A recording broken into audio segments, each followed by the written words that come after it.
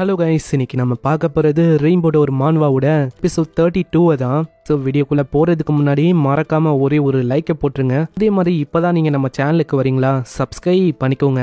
சரி வாங்க, நம்ம டைம் மிஸ் பண்ணாமல் ஏபிக்குள்ளே போகலாம். போன எபிசோடில் 6வது கேட்டுன்னு ஒரு கேட்டு வந்து அப்பியர் ஆயிருக்கும். இருக்கிற மக்களுக்கும் என்ன பண்ணணும்னு தெரியல. அங்கே வந்து ஒரு லேடி, ஒரு காவலோட பேரு ஹசாக்கி. அந்த லேடி தாங்க புரிய வைக்கிறா, நீங்கள் எல்லாருமே கவலைப்படாதீங்க, நாங்கள் வந்து ஒரு டாப் ரேங்க்ல இருக்க ஆளுங்களை அரேஞ்ச் பண்ண இருக்கோம். அதனால எவ்வளோ சீக்கிரம் முடியுமோ அவ்வளோ சீக்கிரமா நாங்கள் கிளியர் பண்ண பார்க்குறோம். இந்த லேடி ஏன் இப்படி சொல்லுதுன்னா, அந்த 6வது கேட்டு அதோட டெட்லைன் அது வந்து வெறும் 1 வீக் தான். இதுக்குள்ள இவங்க கிளியர் பண்ணணும், இல்லைன்னா அவ்வளவுதான் மிகப்பெரிய பேரழிவே வரும். இந்த சைடு நம்ம சுபாரு அவங்க 2 பேருக்கு புரியணும்னு சொல்லி அங்க மெமரிஸ் அவன் ஷேர் பண்றான். ஏன்னா இவங்க 2 பேருமே சுபாருவோட ஸ்கில்னால கனெக்ட் ஆயிருக்காங்க. ஸோ இவங்களால ஷேரும் பண்ணிக்க முடியுது. அங்க இது வரைக்கும் நடந்த விஷயம், ஷீகஷிமா இறந்து போனது, இது வரைக்கும் நம்ம ஒருத்தங்களை பார்த்துருப்போம்ல, எல்லாருமே ஃபியூச்சர்ல இறந்து போயிடுறாங்க. முக்கியமா நம்ம வேங்குஷ் அவரே அங்க இறந்து போயிடுறாரு.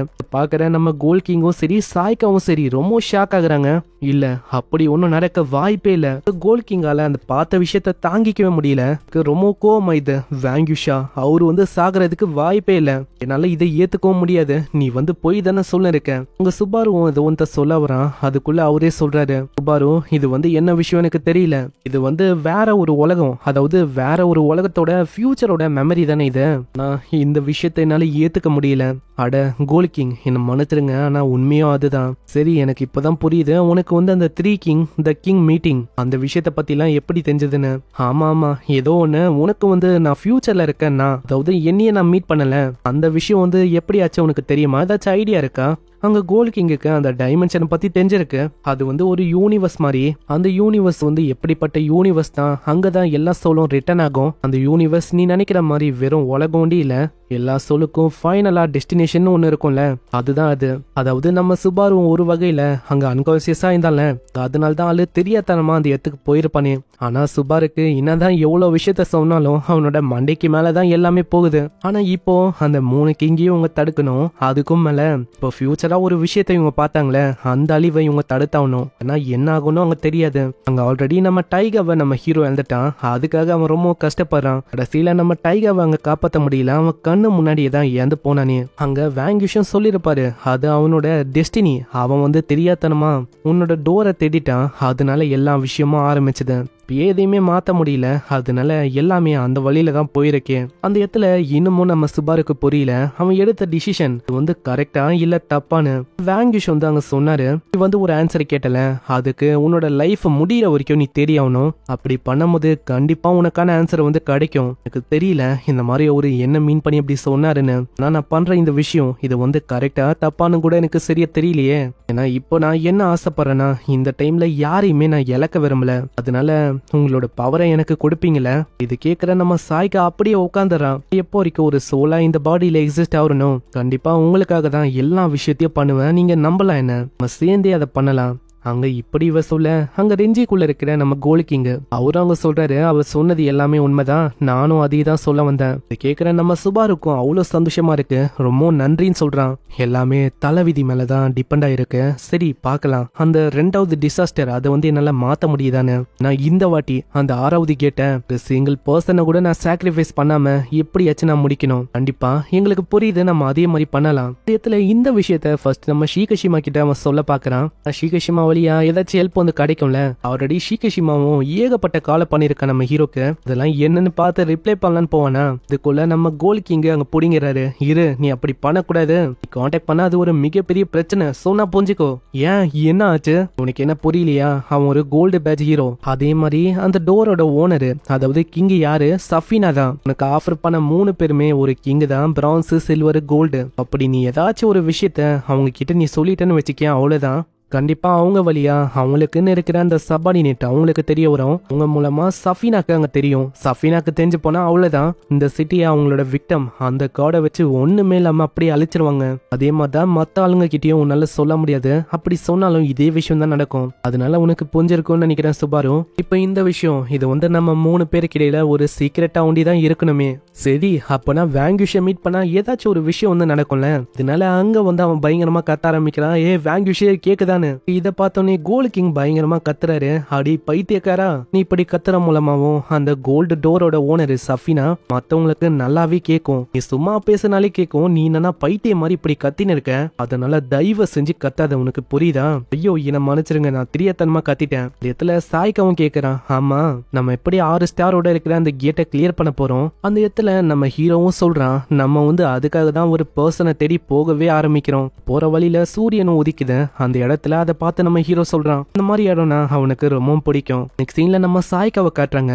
அவ பயங்கரமா ஒரு பஞ்ச் அடிக்கிறான். இருக்கிற நைட்ஸ் அவளுடைய பஞ்சை வச்சும் அவளோட கிக்ஸை வச்சும் ஒண்ணுமே இல்லாம ஆக்குறான். இப்பதான் நம்மளுக்கு தெரியுது அங்க ட்ரைனிங் கொடுக்கறது வேற யாரும் இல்ல, தண்டலாடா இருக்கிற நம்ம டெல்டாவும் இன்னொருத்தர் கிளிம் அவரும் தான். இந்த இடத்துல இப்போ வந்து கோல்ட் கிங் இல்லல, சோ இவங்க தான் இப்போ டீச்சராகவும் இருக்காங்க. டெல்டா பாத்தியா, இந்த மாதிரி நம்ம கோல்ட் கிங்க கம்பேர் பண்ணா ரொம்ப நல்லாவே டீச்சிங் அவளுக்கு கொடுக்கறோம். இந்த இடத்துல இப்படி இவங்க பேசும்போது இப்படி இந்த சைடு இருக்க சீனை காட்டுறாங்க. நம்ம ரெஞ்சியோட கோல்டு டோர் ஓனர் லூயிவிட் அங்க மாட்டின் இருக்காரு. அந்த இடத்துல லூயிவிடும் பயங்கரமா கத்துறாரு, இவ செஞ்சு எனக்கு கொன்னு தொலையன், எதுக்காக என்ன இப்படி கஷ்டப்படுத்துறேன். உண்மையை சொன்னா நான் ஒன்னும் உங்களை கொல்லலாம் வரல. நான் வந்து என்ன ஆசைப்படுறேன்னா, நீங்க வந்து எனக்கு ஒரு ஸ்வாட் மாஸ்டரா இருக்கணும். வாய மூடு, நீ உண்மையிலேயே ஒரு கேவலமானவன், நீ ஒரு ட்ரேடரு. அப்புறம் தான் நம்மளுக்கு தெரியுது அந்த லூயிவிட் அவங்க வந்து ஒரு பொண்ணு தான்.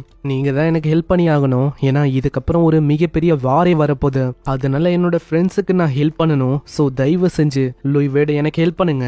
நெக்ஸ்ட் சீன்ல நம்ம ஹீரோ சொன்ன அதே ஆளை காட்டுறாங்க. இவனோட பேரு கிங்கா. அங்க ஆளு சன்செட்டை ரசிக்கிறான். அப்படி இவன் என்ஜாய் பண்ணும்போது ஒரு வாய்ஸும் கேக்குது. குட் மார்னிங், ரொம்ப நல்லா இருக்குல்ல இந்த சன்செட்டு. நீ வந்து யாரு? நானா, என்னோட பேரு சுபாரு. சந்திச்சதுல ரொம்ப சந்தோஷம். ஆமா, நீ என்ன உண்மையிலேயே ஒரு பிளேயரா என்ன? ஆமா, நீ வந்து இங்க என்ன பண்ணிருக்க? அதுவா, இது என்னோட டெய்லி ரொட்டீன் மாதிரி. நான் எப்பயுமே இங்க வருவேன். என்னோட ஸ்கில் எல்லாமே ஆக்டிவா ப்ராப்பரா இருக்கா அப்படின்னு நான் செக் பண்ணுவேன். அது செக் பண்ணுவியா? எனக்கு புரியல. ஆமா, இந்த பவரை பத்திலாம் நல்லா யோசிச்சு பாரு. இது என்ன அரிட்டையில இருந்து திடீர்னு ஜம்ப் ஆகி வந்துச்சு அப்படின்னு யோசிக்கிறியா? அதே மாதிரி இந்த ஸ்கில், இந்த பவர், கேட்ஸ் இதெல்லாம் ரொம்ப மிஸ்டீரியஸா இருக்கு. நான் கடந்த 5 வருஷமா ஒரு பிளேயரா இருக்கேன். அதனால சில டைம் வந்து எனக்கு தோணும் இது எல்லாமே ஒரு கனவான்னு. அங்க ஹீரோவும் யோசிக்கிறான், கனவா? கனவா இந்த உண்மையிலேயே நல்லாதான் இருக்கும். இது வரைக்கும் அழிவு நந்திருக்கும்ல, அந்த இடத்துல எவ்வளவு பெரிய அழிவு நந்தாலும் எல்லாமே ஒரு கனவு தானே. அதனால யாருக்குமே எதுவுமே ஆகாது. நீ இப்படி என்கிட்ட வந்து சொல்றேன்னா கண்டிப்பா உனக்கு வந்து ஏதோ ஒரு விஷயம் வேணும். அதுக்காக தான் எவ்வளவு தூரம் என்ன பார்க்கணும்னு வந்திருக்க. அதானே, என்ன விஷயம் அது? உனக்கு நல்லாவே தெரியும்ல, ரீசெண்டா தான் ஒரு 6 ஸ்டாரோட இருக்கிற ஒரு கேட் அப்பியர் இருக்கு. அதனால உன்னோட ஸ்ட்ரென்த் வந்து எனக்கு வேணும். கேக்குற ஆளு ரொம்ப ஷாக் ஆகுறான். என்னது, நானா? நான் வந்து என்ன ஒரு பேக்கப்பா உனக்கு வேணுமா? இல்ல இல்ல, நீ என்னோட படையில ஒரு மெயினான ஆளா, அதாவது ஒரு அட்டாக்கரா இருக்க போறேன். ஏன்னா உனக்கே நல்லாவே தெரியும் அந்த 6வது கேட்டு அதுல வந்து 3 பாஸ் வந்து இருக்க போறாங்க. அதுல இருக்க ஒரு பாஸ நீ தான் தோக்கடிக்க போற. கேக்குற கிங்காக்கா ரொம்ப ஷாக் ஆயிடுது. என்னையா இவன் பேசின்னு இருக்கான், இதெல்லாம் இம்பாசிபிளான விஷயம்னு. நீ வந்து என்ன சொல்ல இருக்க, என்னால எப்படி அதை கிளியர் பண்ண முடியும்? இதே விஷயத்தை தான் கோல்ட் கிங் அவங்க யோசிக்கிறாரு. அம்மா, உண்மையிலேயே இவன் ஒரு மெயின் அட்டாக்கரா இருக்க முடியுமா? சுபாரு சொன்ன அந்த பர்சன் அவன் வந்து இவன் தானா? சாய்காக்கும் என்னன்னு தெரியல. லைட்டா அவனை பார்க்கும்போது கொஞ்சம் டிசப்பாயின்மெண்டா தெரியுது. அந்த இடத்துல நம்ம கிங்காவும் எவ்வளவோ கத்தி பாக்குறான். இந்த மாதிரி என்னால 5வது கேட்டையே முடிக்க முடியாது. அப்படி இருக்கும் போது நான் வந்து 6th கேட்டை முடிக்கணுமா? நீ வந்து என்னோட பவர் ரொம்ப அதிகமா இருக்கு அப்படின்னு யோசிக்கிறேன்னு நினைக்கிறேன். நான் ஒரு சில்வர் பேட்ஜ் ஹீரோ, என்னால பெருசா என்ன பண்ண முடியும்? நான் சுபாரு அவங்க விடவே இல்லையே. இல்ல, கண்டிப்பா உன்னால முடியும், நம்ம சேர்ந்து அதை பண்ணலாம். ஏன்னா பார்க்க இது ஒரு இம்பாசிபிளான சிச்சுவேஷன் மாதிரி தெரியலாம். நான் ஒன்ஸ் நீ 70 லெவலுக்கு போயிட்டேன்னா உன் முன்னாடி ஒரு டோர் வந்து அப்பியர் ஆகும். அது வழியா உனக்கு ஒரு ஸ்கில்லும் கிடைக்கும். நல்லா அது மூலமா அந்த பாஸ் மாஸ்டரை தோக்கடிக்க முடியும். நான் எவ்வளவுதான் சொன்னாலும் அவன் வந்து நம்பவே இல்லை. என்னால நீ சொல்ற விஷயத்த நம்ப முடியாது. என்னது, நீ நம்பலையா? ஆமா, ஆப்வியஸா என்னால எப்படி நம்ப முடியும்? நான் திடீர்னு வந்து சொல்லியிருக்கேன் இந்த மாதிரி எனக்கு ஸ்கில் கிடைக்கும், டோர் வந்து அப்பியர் ஆகும். என்ன ஒரு ஜோசியக்காரனா? முக்கியமா நீ என்ன ஒரு பிளேயரா? ஆமா, உன் கணக்கு தெரியலையா என்ன? நிக்கிறதே தண்ணிக்கு மேலதான். அப்படி இருக்கும்போது உனக்கு தெரியலையா என்ன? நானும் ஒரு பிளேயர் தான். நீ இன்னமும் நம்பல நினைக்கிறேன் என்ன? சரி, நான் வந்து சொல்ற விஷயத்த கேளு. இன்னமும் ஒரே ஒரு மிச்சத்துல இங்க 5 ஸ்டாரோட இருக்கிற ஒரு கேட்டு அது வந்து அப்பியர் ஆக போகுது. என்னது, நீ என்ன ஒரு ஜோசியக்காரனா என்ன? ஆமா, அப்படின்னே வச்சுக்கோ. கண்டிப்பா உன்னோட லெவல் 70க்கு போகும். 70 ரீச் பண்ணக்கப்புறம் உனக்கு எல்லா உண்மையும் தெரிய வரும். நான் சொல்றது உண்மையா இல்ல இல்லையான்னு. ஆனா இன்னமும் கிங்காவால நம்ம ஹீரோ சொல்ற விஷயத்த நம்ப முடியல. ஏன்னா திடீர்னு எல்லா விஷயமும் இப்படி நடக்க போகுது அப்படி நடக்க போகுதுன்னு சொன்னா யாரால தான் சுபாருவை நம்ப முடியும்? எப்பா நீ சொல்ற விஷயம் எனக்கு இன்னமும் டவுட்டை உருவாக்குது. எனக்கு எப்படி தெரியும் இந்த இடத்துல ஒரே மிஞ்சத்துல ஒரு 5 ஸ்டாரோட இருக்கிற ஒரு கேட் அது அப்பியர் ஆக போகுதுன்னு? இடத்துல சுபாரு சொன்ன மாதிரியே தான் அங்க ஒரு கேட்டும் அப்பியர் ஆயிடுச்சு. பார்த்தோன்னே அவனோட டவுட் இன்னமும் ஏறி போகுது. இவன் சொல்றது எல்லாமே உண்மைதானோ? அங்க சுபாருவே டைரக்டா சொல்லிடுறான், ஒன்ஸ் நீ என் கூட வா, என் கூட வந்தக்கப்புறம் உனக்கே தெரிய வந்துடும் நான் சொல்றது எல்லாமே உண்மைதானு. ஆனா இன்னமும் ஆளு நம்பல. அங்க ரெஜிஸ்ட்ரேஷன் கார்டு எல்லாம் கேக்குறான். உண்மையிலேயே ஒரு பிளேயர் தானான்னு செக் பண்றதுக்கு ஃபர்ஸ்ட் உன்னோட ரெஜிஸ்ட்ரேஷன் அந்த கார்டை கொடு, ஏன்னா உன் மேல நிறையவே எனக்கு டவுட் இருக்கு. இதை பார்த்ததுக்கு அப்புறம் வேணா நான் அந்த 5 ஸ்டாரோட இருக்கிற அந்த கேட்டுக்கு வர தயாரா இருக்கேன். இதை கேட்கிற நம்ம சுபாருக்கு அங்க அவ்வளவு சந்தோஷம். அவனும் ஒத்துக்கிறான். சரி அப்போனா டிசைட் ஆயிடுச்சு, நம்ம போக வேண்டியதானு. அங்க நம்ம சுபாருவாலையும் ஆப்வியஸா உண்மையை சொல்ல முடியாதுல, ஃபியூச்சர்லாம் தெரியும்னு. உண்மையை சொன்னா நம்ம கிங்கா இருக்கான்ல, அவன் தான் கடைசியா நம்ம சுபாருக்கு ஒரு காம்ரேட்டா இருந்தவன். அதனால தான் இங்க நம்ம கிங்காவை அவன் மீட் பண்ண வந்திருக்கான். இதே மாதிரி உங்க 5 ஸ்டார் கேட்டை நோக்கி போறாங்க. இங்கே இந்த எபிசோட முடியுது. ஸோ இந்த எபிசோடு உங்களுக்கு பிடிச்சிருக்கும்னு நினைக்கிறேன். பிடிச்சிருந்தா மறக்காம ஒரே ஒரு லைக்கை போட்டுருங்க.